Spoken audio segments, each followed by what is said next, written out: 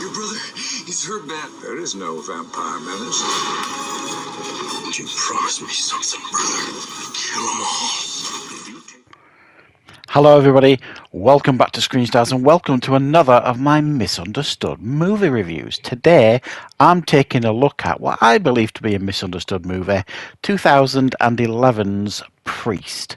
The film is directed by Scott Stewart and it stars Paul Bettany, Cam Gidderney, Maggie Q, Carl Urban, we have Lily Collins, Brad Dourif and Christopher Plummer. Right, the film is set in like a dystopian future. Mankind has been at war with vampires for many, many centuries.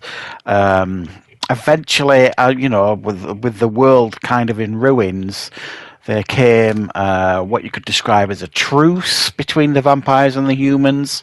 Humans now live behind these huge cities with these huge fortress walls around them. And in order for the humans to kind of win that war, we created what were called the priests. And these priests were essentially like superhuman in a lot of ways, a bit like witches from the Witcher games and the Witcher show. They were enhanced with abilities that would allow them to fight and defeat these vampires. And they were an unstoppable force that essentially helped humanity win the war.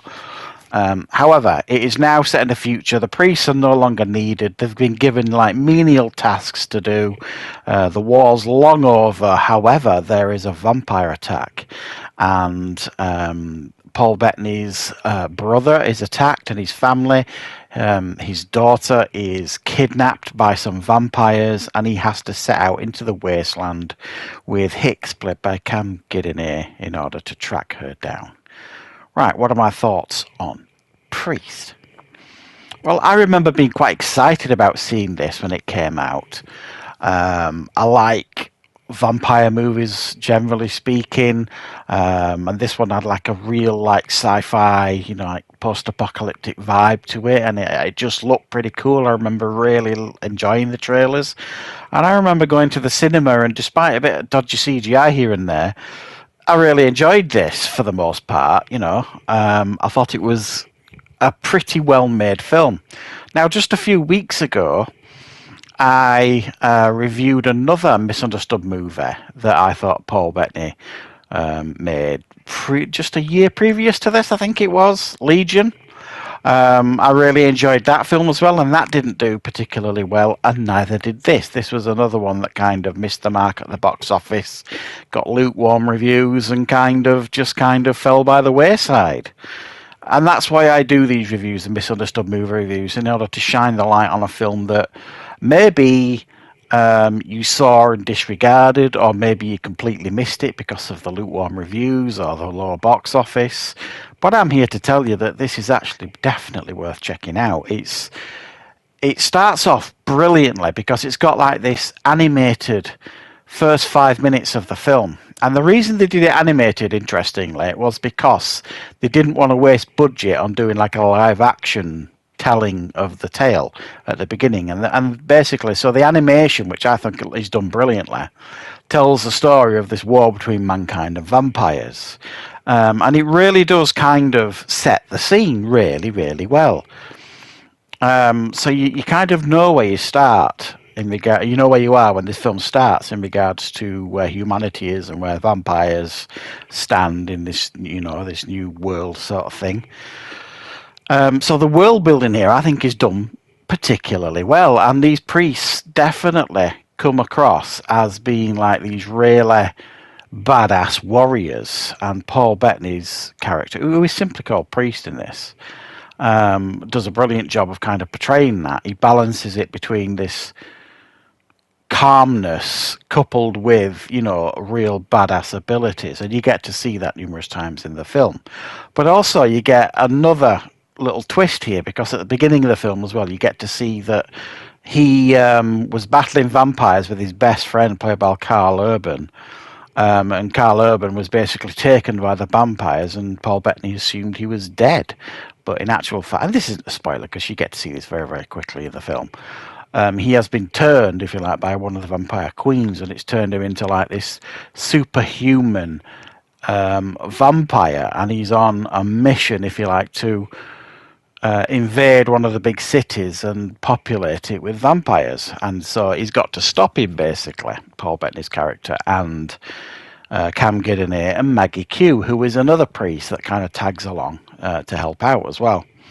The action's done really well, generally speaking. Like I said, there's a couple of dodgy CGI moments, and some of it you get the feeling that it was made and presented in a certain way for the 3D presentation, because this was one of those, in the era at cinema where 3D was massively popular once again, and every single event film or film at all really was kind of made for 3D, and so you can tell that there's certain scenes here that have been manufactured that way for like a 3D audience here and there.